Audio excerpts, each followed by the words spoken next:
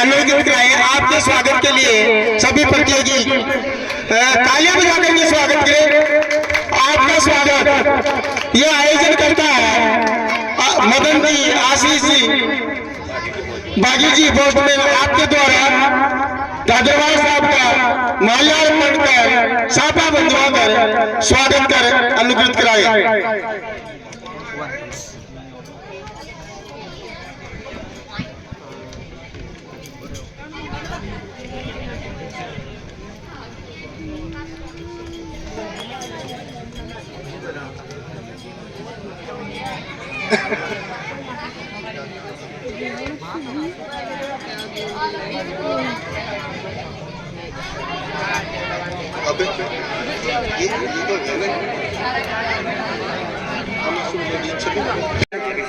अभिषेक आ गया, अभिषेक शो ले रहा है, बिल्कुल दिलवा दे।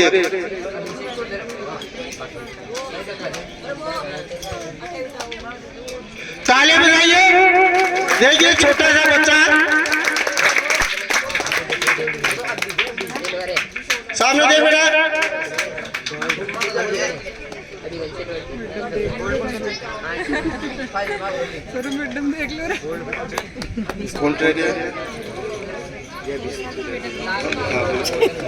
का हौसला अफजाई करें श्रीमान जगदीश जी दादरवाल।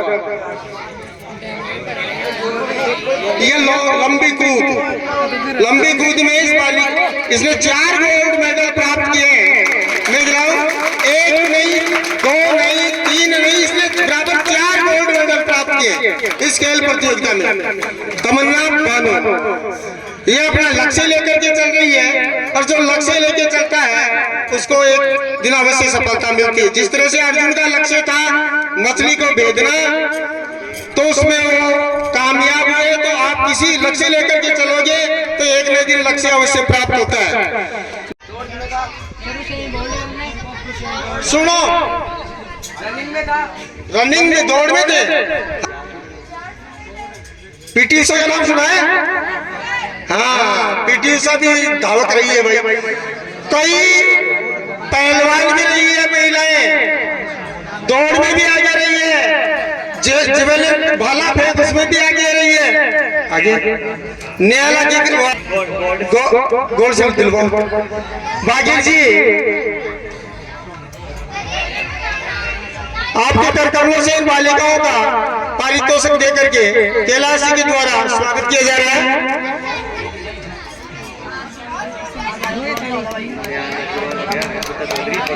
परिक्रमा होता गई, अब ये ले लेते हैं। 13 में ये बॉयज है, रवि कुमावत आजा, रवि कुमावत वापस आजा, रवि कुमावत, गणेश पुरडक और रक्षित यादव। रवि कुमावत गणेश पुरडक सिल्वर मेडल के लिए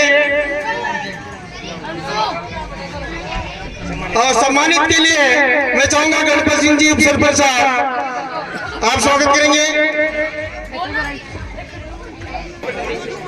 प्रिंस स्कूल के आएंगे डायरेक्टर हैं, हाँ, प्रिंस स्कूल के डायरेक्टर साहब से सम्मानित करवाएंगे। हाथ लगाई जाए, आशीर्वाद लेके आए आप सबके हाथ। उसमें जो विनर रही है एलबीएस कॉलेज की टीम ए फर्स्ट, ताली बजाओ इसके लिए। और एलबीएस कॉलेज ने बाजी मारी है फिर सेकंड, 2 टीम दोनों ने बाजी मारी। बहुत बहुत आपका धन्यवाद, आभार। आपके उज्जवल भविष्य की कामना, विद्यालय का नाम आपने रोशन किया। आपका इनाम, आपके प्रमाण पत्र आपकी संस्था में पहुंचा दिए जाएंगे। अंडर 17 बॉयज कबड्डी में जो AB4 ये स्टेडियम में अकेडमी, उसकी टीम भी जीता रही है, शाबाश। AB4 टीम फर्स्ट और सेकंड स्थान प्राप्त किया भगवती स्कूल, तालियां बजाओ इसके लिए भी। भगवती स्कूल से जुड़ी है नहीं है। आप सबके लिए पहले बता दिया कि आपकी प्राइज है, ये आपकी सर्टिफिकेट है, आपकी संस्था में पहुंचा दिया जाए। जो रेगुलर बच्चे यहाँ आ ही रहे उनको यही उपलब्ध करा दी जाएगी ग्राउंड पे। अंडर 14 बॉयज है, प्रिंस राइडर्स टीम फर्स्ट विजेता रही है प्रिंस की तो आई है। हाँ, सेकंड जो यहाँ के है मतलब AB4 एकेडमी है वो रही है सेकंड। फिर अंडर 17 ईयर में लड़कियों में LBS कॉलेज टीम फर्स्ट रही है, ताली बजाते जाओ। और सेकंड रही है AB4 एकेडमी टीम। फिर लंबी कूद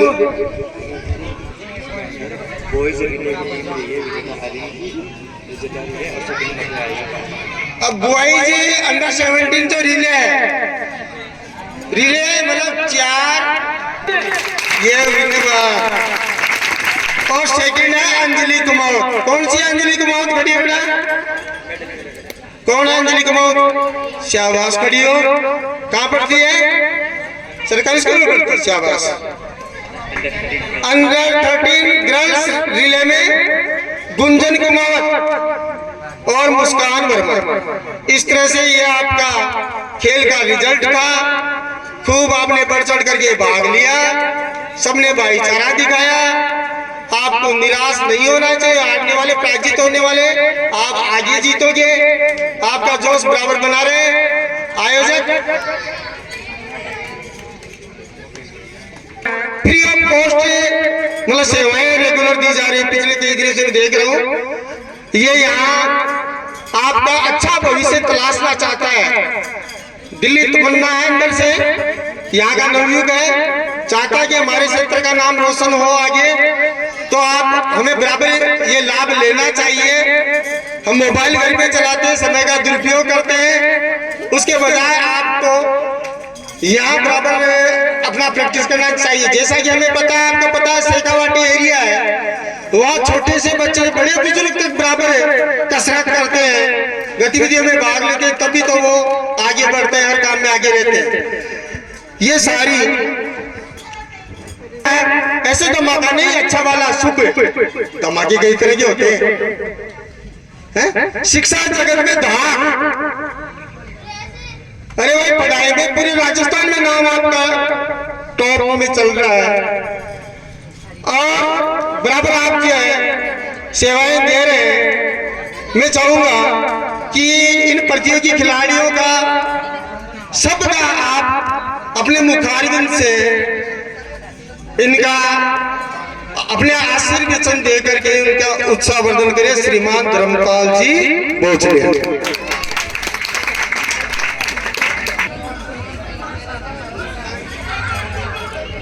हाँ बेटा, देखो आप सब बहुत अच्छे स्टूडेंट्स हैं। बेटा इधर मेरी तरफ, इधर इधर इधर, शाबाश, बहुत अच्छे स्टूडेंट्स हैं। और मैं ये चाहूंगा कि इधर इधर देखो, आप मेरी तरफ देखेंगे, सबका ध्यान मेरे ऊपर होना चाहिए, ठीक है? और मुझे बहुत अच्छे से पता है कि बच्चों को कैसे कमांड किया जाता है।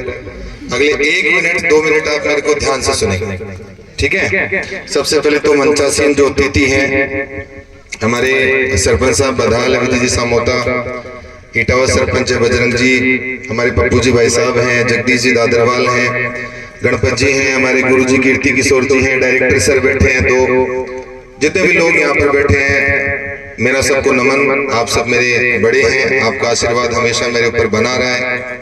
और आज आपने एक बहुत ही अनूठा ये जो प्रोग्राम है, इसमें आपने आज अपनी शिरकत दी, बच्चों की हौसला अफजाई के लिए, इसलिए आपको कोटि कोटि नमन।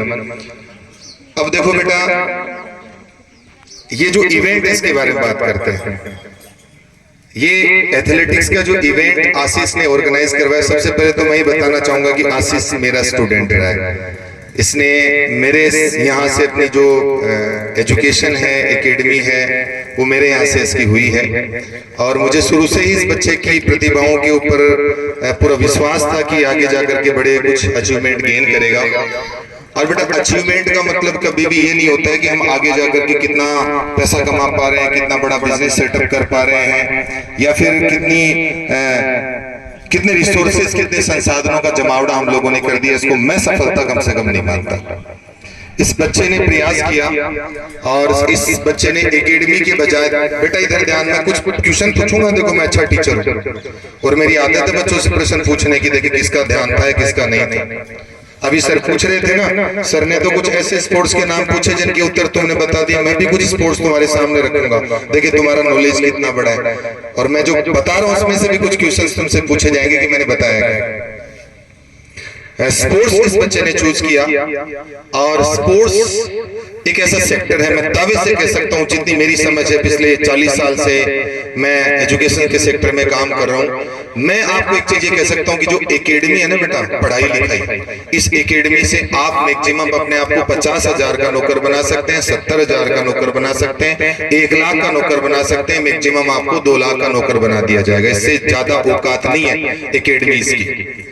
जो लोग सारा रात दिन पढ़ाई का गुणगान करते रहते हैं, स्पेशली जिस तरह का माहौल हमारे यहाँ पर सोसाइटी के अंदर हम लोग देखते हैं कि साहब बस पढ़ाओ पढ़ाओ पढ़ाओ बच्चों को, साहब इनको नौकरी करवाना है, ठीक है। तो नौकरी करने वाले की औकात मैंने आपको बता दी 2 लाख से बड़ी नहीं हो सकती, और मैं चैलेंज के साथ में कह रहा हूँ, मेरे को आप ला करके बता देना। लेकिन स्पोर्ट्समैन की औकात इससे कई बड़ी होती है बेटा, ठीक है।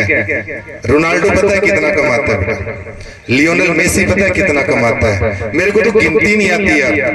एक साल के अंदर 2500 करोड़, 2000 करोड़, 3000 करोड़, 5000 करोड़, ठीक है, ये उन लोगों की कमाई।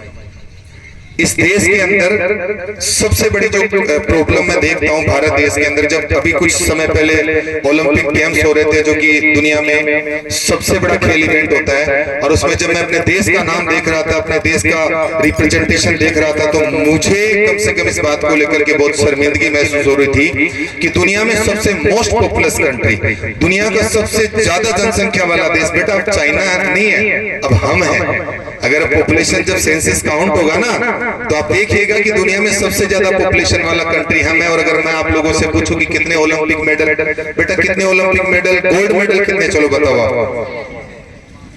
वो पैरा ओलंपिक में बेटा, ठीक है, जो मेन ओलंपिक गेम है उसमें भारत के पास में एक सिंगल गोल्ड मेडल नहीं है बेटा। ये हम लोगों के लिए शर्म की बात है, शर्मिंदगी की बात है, और इसके लिए व्यवस्थाएं जिम्मेदार है। इसके लिए मैं ये नहीं कह रहा हूं कि हमारे बच्चों में क्षमताएं नहीं है, हमारे बच्चों में दम नहीं है, दम कम नहीं है, इसके लिए सिस्टम जिम्मेदार है, व्यवस्थाएं जिम्मेदार है। और हम लोगों को शुरू से एक मानसिकता हमारे ऊपर थोप दी जाती है कि तेरे को तो सिर्फ और सिर्फ आगे जाकर के सरकारी नौकर बनना है, सरकारी नौकरी करनी है। हमारे पास में वो व्यवस्थाएं है ही नहीं कि हम लोग अच्छे स्पोर्ट्समैन तैयार करें। अगर पूरे भारत के मैं 28 राज्यों की बात करूं तो सिर्फ और सिर्फ एक राज्य बेटा, सिर्फ एक राज्य। और अगर मैं थोड़ा सा और बढ़ करके बात करूं तो 2 राज्यों की बात करना चाहूंगा जहां पर स्पोर्ट्स को लेकर के प्रॉपर इंफ्रास्ट्रक्चर है, ठीक है। एक तो आपका हरियाणा देश का नंबर 1 स्टेट है इस समय, जहां पर सबसे ज्यादा स्पोर्ट्समैन तैयार होते हैं, और एक दूसरा आपका पंजाब। अगर आप इन स्टेट्स के गांव में जाकर के देखें, अगर आप इन राज्यों के गांव में जाकर के देखें, मैं आशीष से कनेक्ट करना चाहूंगा इस बात को बेटा। अभी आपको ये पता नहीं कि आशीष क्या कर रहा है। आशीष को वो व्यक्ति समझ सकता है जो हरियाणा के किसी गांव में घूम करके आया, पंजाब के किसी गांव में घूम करके आया। वहां पर गांव के अंदर, वहां के हर गांव में, हर घाणी में, हर कूचे के अंदर बेटा एक स्पोर्ट्स एकेडमी है। और उन स्पोर्ट्स एकेडमी के अंदर वो प्लेयर्स जिन्होंने अंतरराष्ट्रीय स्तर पर बहुत बड़े लेवल के ऊपर परफॉर्म किया है, वो वहां पर कोचिंग सेवाएं दे रहे हैं। और उन बच्चों को जिस तरह से हम लोग एकेडमीज के अंदर एक बच्चे को आज 7-7, 8-8 घंटे मेहनत करवाते हैं, सुबह बुलाते हैं, शाम तक हम लोग बच्चे की पढ़ाई में लगे रहते हैं। एक देखो बेटा, स्पोर्ट्समैन ऐसे तैयार नहीं हो सकता। छोटू इधर बेटा, यहाँ पर ध्यान, नो, गलत बात बेटा। स्पोर्ट्समैन से तैयार नहीं होता। अगर आप स्पोर्ट्समैन बनना चाहते हैं ना, तो आपको मैं कह रहा हूं, मैं दावे से कह सकता हूं कि नौकरी करना बहुत आसान है। 5, 7, 10, 20 हजार रुपए की नौकरी करना, किसी गवर्नमेंट जॉब में सिलेक्शन लाना बहुत आसान है बेटा। स्पोर्ट्समैन बनने के लिए तप करना पड़ता है, तपस्या करनी पड़ती है। और जिस तरह से 7-7, 8-8 घंटे एक बच्चा कंपटीशन की तैयारी करता है ना, अगर आपको वास्तव में आगे जाकर के स्पोर्ट्समैन बनना है ना, तो सिर्फ ये आधे घंटे की 1 घंटे की प्रिपरेशन से आप कुछ नहीं कर पाएंगे। आप मैक्सिमम स्टेट खेल पाएंगे, डिस्ट्रिक्ट खेल लेंगे, स्टेट खेलेंगे, इससे आगे आपकी दौड़ नहीं आ सकती बेटा। इसके लिए आपको झोंकना पड़ेगा। सुबह कम से कम 3 से 4 घंटे की इंटेंस प्रैक्टिस करनी पड़ेगी अपने कोच के सानिध्य में। शाम को कम से कम 4 घंटे आपको ग्राउंड के ऊपर देने पड़ेंगे। आपको अपने फिजिकल फिटनेस के ऊपर काम करना पड़ेगा। और सबसे बड़ी चीज देखो, बीमारियां कई हैं हमारे साथ में। अगर आप किसी भी स्पोर्ट्समैन के खाने की बात करें तो मैं तो कह रहा हूं कि हमारी औकात ही नहीं है कि हम स्पोर्ट्समैन को खाना खिला सकते हैं। एक एक स्पोर्ट्समैन का जो खाना है ना, उनकी जो डाइट होती है, अब जाकर के किसी हरियाणा के प्लेयर से बात करें, आशीष से आपने पूछा ही होगा कि क्या डाइट होती है, मैं दावे से कह सकता हूं एक दिन में 2000 से 3000 का खाना एक स्पोर्ट्समैन को एक दिन में चाहिए होता है, अगर उसको आगे जाकर के इंटरनेशनल लेवल के ऊपर परफॉर्म करना है। लेकिन मैं तुम्हें एक बात पूरी जिम्मेदारी से कह रहा हूं, यहां पर जो मुहिम स्टार्ट हुई है, यहां पर जो बीज बोया गया है, एक दिन पक्की बात है बेटा, जब मैंने अपने इंस्टीट्यूशन की शुरुआत की थी ना, मेरे पास में मैंने 90 बच्चों से अपना स्कूल स्टार्ट किया, सिर्फ 90 बच्चों से। भी मेरे को साफा पहनाया जा रहा था, सरपंच साहब ने कहा कि बेटा साफा पहन लो। मैं बेटा इस लायक खुद को भी नहीं समझता, इस दौर में मैं अपने आप को इस लायक नहीं समझता कि मैं आपका सम्मान पाने के काबिल। अभी हम लोगों की उम्र सम्मान वाली नहीं है, आप हमारे सम्मानीय हैं, आप हमारे सम्मानित हैं। सम्मान आप लोगों का होना चाहिए जिन्होंने अपना जीवन, अपना पूरा अब तक का जो लाइफ है लोगों के सेवाओं के अंदर लगाया। हम लोग तो कल के लड़के हैं, अभी आप हमें काम करने दीजिए। हम इस समाज के लिए, इन गांव के लिए, इन बच्चों के लिए अभी हमें बहुत लंबा काम करना है, बहुत लंबी दौड़ दौड़नी है, इसलिए साफा आपको मुबारक। ये जो बीज बोया गया बेटा यहाँ पर, ये बीज, ये मैं पूरे दावे से कह रहा हूँ, जैसे मैंने 90 बच्चों से स्कूल की स्थापना की थी, स्कूल की स्टार्टिंग की थी, और बहुत सारे क्वेश्चन मार्क मेरी संस्था के ऊपर थे कि यार कल का लड़का जिसकी उम्र भी 20 साल नहीं है, 22 साल नहीं है, बड़े बड़े धुरंधर बैठे हैं यहाँ पर, ऐसे थोड़ी होता है, वैसे थोड़ी होता है, इस तरह से कोई कैसे कर लेगा, ये कर लेगा, वो कर लेगा। मैं उन चीजों में नहीं जाना चाहता, मैं सिर्फ इस बच्चे के मोटिवेशन की बात करने आया हूँ। मैं आशीष तेरे को एक बात पूरी जिम्मेदारी से कहना चाहता हूँ, अपने जीवन के 40 साल के अनुभवों के बेसिस पे कहना चाहता हूँ, ये जो बीज तूने बोया एक दिन वृक्ष बनेगा बेटा, और इसके ऊपर हजारों फल लगेंगे, इसके ऊपर हजारों फल लगेंगे। हम लोगों को, मैं जब कई लोगों से यहाँ पर मिलता हूं तो थोड़ा सा मजाक के लहजे में इन चीजों को देखा जाता है कि यार एक पागल है जो गांव के अंदर लगा हुआ है, इस उम्र में उसको जाकर के अपने करियर के बारे में सोचना चाहिए था, अपने भविष्य के बारे में सोचना चाहिए था, किसी प्राइवेट कंपनी में जाकर के जॉब करना चाहिए था। अरे अपने पेट तक तो पूरी दुनिया ही सीमित है यार। आज की डेट में इस युग के अंदर लोग कर क्या रहे हैं, मैं आपसे पूछना चाहता हूँ। एक अपने बीबी का ध्यान रख रहे हैं, दो उन्होंने बच्चे पैदा कर लिए उनका ध्यान रख रहे हैं, और 3 लोगों के ध्यान में उन्होंने अपना पूरा जीवन, जब उन्होंने जन्म लिया था तब से लेकर जब तक वो मरते हैं तब तक सिर्फ वो अपने परिवार के अलावा क्या कभी सोच पाते हैं किसी दूसरे के बारे में? ये जो बंदा तुम्हारे मेरे पीछे खड़ा है ना, ये अपने बारे में नहीं सोच रहा बेटा, तुम लोगों के बारे में सोच रहा है, इस गांव के भविष्य के बारे में सोच रहा है, इस आने वाली युवा पीढ़ी के भविष्य के बारे में सोच रहा है। और इससे बड़ा कोई त्याग नहीं हो सकता, इससे बड़ा कोई समर्पण नहीं हो सकता। आप सब बच्चे अभी यहाँ पर इसने स्टार्टिंग किया और आपको बहुत अच्छी ट्रेनिंग दे रहा है।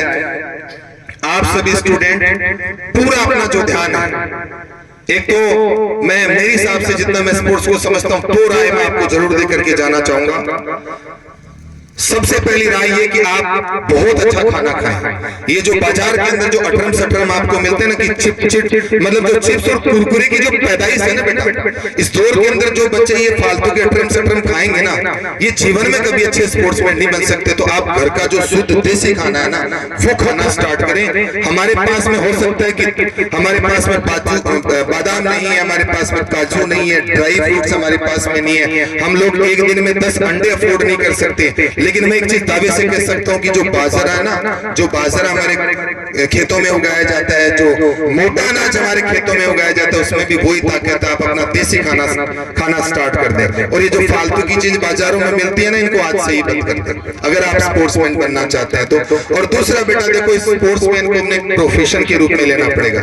ये पार्ट ऑफ प्रिपरेशन नहीं हो सकता कि चलो ठीक है आज ग्राउंड में चले गए और फिर अगले 15 दिन तक कोई पता ठिकाना नहीं है, फिर एक दिन ग्राउंड में चले गए। इस तरह से कभी स्पोर्ट्समैन नहीं बन सकते बेटा। इसके लिए खुद को झोंकना पड़ेगा। जैसे कंपटीशन की तैयारी करने वाला एक बच्चा 8 घंटे 10 घंटे मेहनत कर रहा है ना, वैसे तुम्हें खुद को 8 से 10 घंटे रोज इस चीज के अंदर देना पड़ेगा। और यार आशीष जैसा प्लेयर जिसने अब तक इस छोटी सी उम्र के अंदर मेरे हिसाब से 6 नेशनल खेल चुका है। कितने? 6 नेशनल इस बच्चे ने खेले। दोनों हाथ खड़े करके एक बार तालियां इस बच्चे को।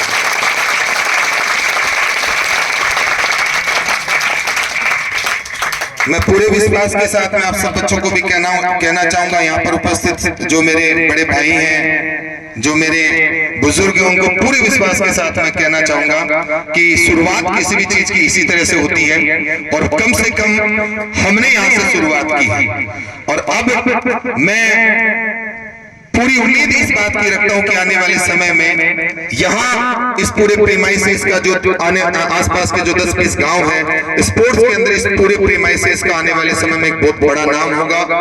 और इस क्रम में मैं आशीष को मेरी तरफ से पूरी जिम्मेदारी से एक बात कह रहा हूं कि बेटा जब भी तेरे यहाँ पर कोई भी टूर्नामेंट हो, किसी भी प्रकार का कोई टूर्नामेंट करवाए, वॉलीबॉल का करवाए, एथलेटिक्स का करवाए, कबड्डी करवाए, खो खो करवाए, जब तक इस ग्राम पंचायत के अंदर आसपास में आशीष के द्वारा कोई भी टूर्नामेंट ऑर्गेनाइज करवाया जाएगा, जीनियस पब्लिक स्कूल बदाल की तरफ से हमेशा के लिए किट है वो फ्री ऑफ कॉस्ट इस टूर्नामेंट के लिए मैं देने का वादा करता हूं।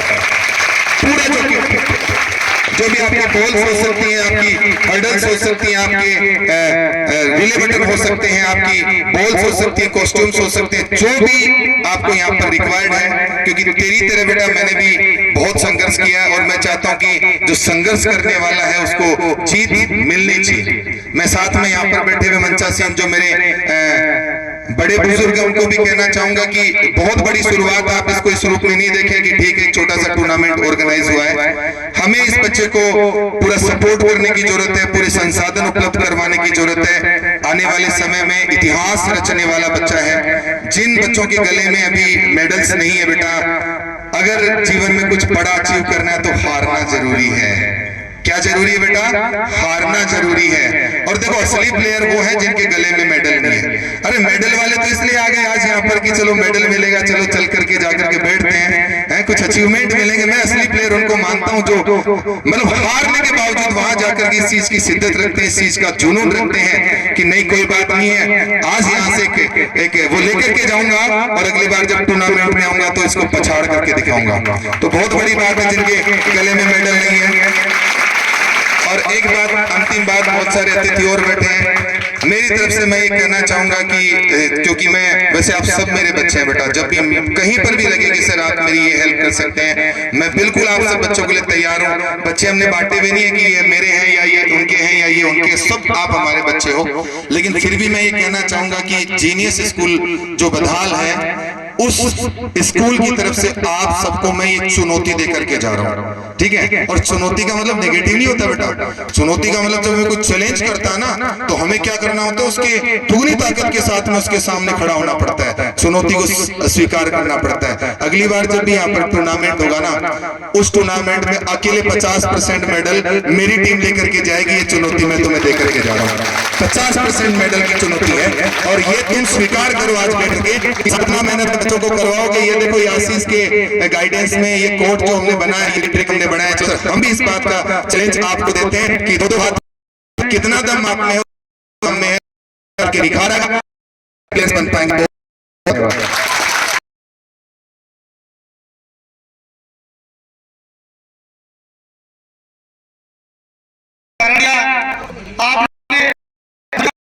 आपने कड़ी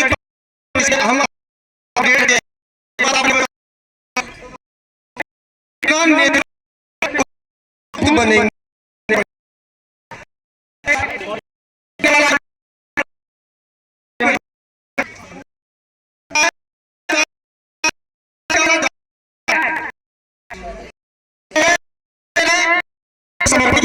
आगे बढ़ता है, आप सिखाइए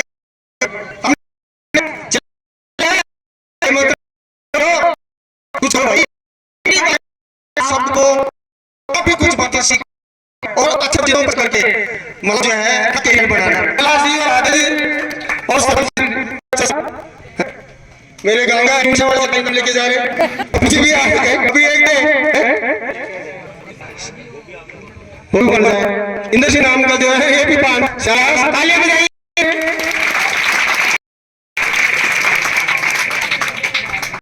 आप लोगों को अच्छा लगा ना आज का माहौल प्राप्त किए जिले में जो टीम लीडर है उनमें सुरेश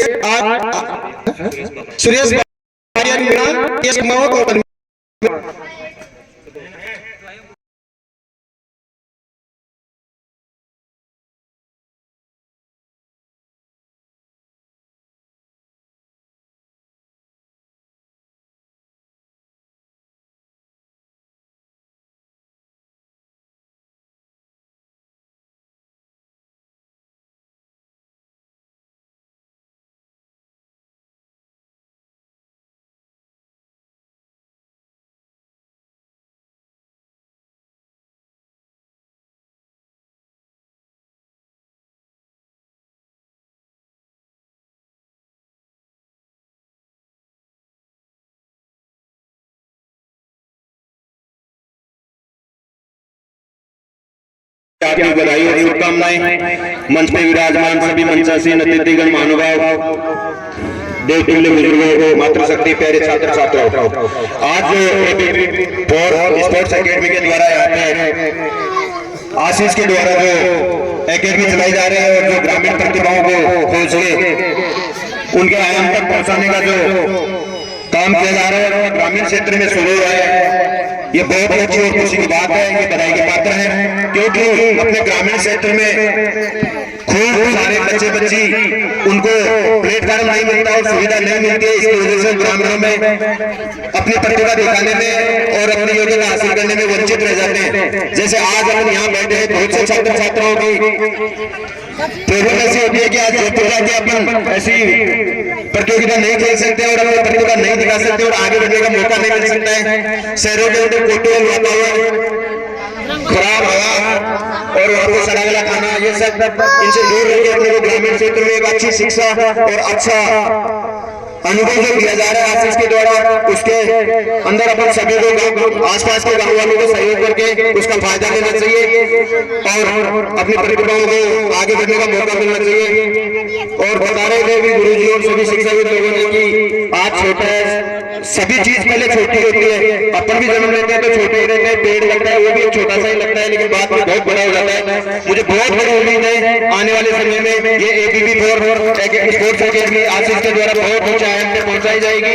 और गुरुजी बता रहे थे कि हरियाणा में मेडल ज्यादा ला रहा है, लेकिन आने वाले समय में जब राजस्थान का मेडल लाने का नाम आएगा तो पहले मुझे पक्की उम्मीद है कि आने वाले समय में फुलेरा तहसील का नाम आएगा और इटावा के आसपास के गाँव का नाम आएगा कि राजस्थान में गोल्ड मेडल कौन लाया तो इटावा के आसपास के गाँव का नाम आएगा और वो आशीष की बदौलत आएगा। स्वच्छ प्राकृतिक वातावरण का लाभ लोगे तो मजबूत बनोगे, आगे बढ़ोगे। आपके उज्जवल भविष्य की कामना की है पप्पू जी सरपंच ने, मैं आगे याद करूंगा जगदीश। सम्माननीय मंचासीन, बाहर से आए हुए सभी महानुभाव,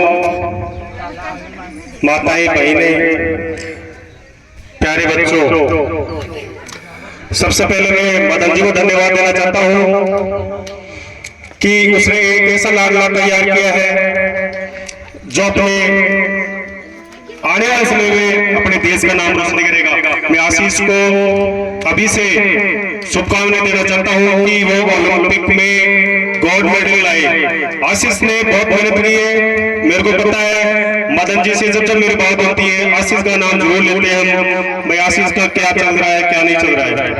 प्यारे बच्चों, मेरा तो आपको ये कहना है, त्रिपाल सर ने बताया था ना, मोटा अनाज खाओ, मोटा अनाज खाओगे तो मोटे ही नहीं बनोगे बल्कि ऊपर तक पहुंचोगे। मोटे अनाज में यूं नहीं खाना आपको, मोटा अनाज हमेशा अंकुरित करके खाना है आपको। सुबह सुबह हर जैसे कभी मूंग खा लिए, कभी चने खा लिए, कभी मोट खा लिए, कभी राजमा खा लिया, इनको हमेशा मम्मी को बोल दो हमेशा अंकुरित करके आपको सुबह सुबह खिलाएंगे। देखो आशीष कोच की बीवी अटीन देखो मम्मी।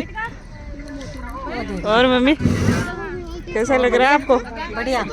प्रोग्राम देख लिया, नाच लिया, चाय पी लिया, पूछ गालवा पूछ गालवा तो जा रही है सब। आज मतलब जाता है पूछ गाल जा रहा हूँ जगह एड़ा सा देख रहा था फिर प्रोग्राम, नाच लिया, चाय पी लिया और खूब इंजॉय करा है।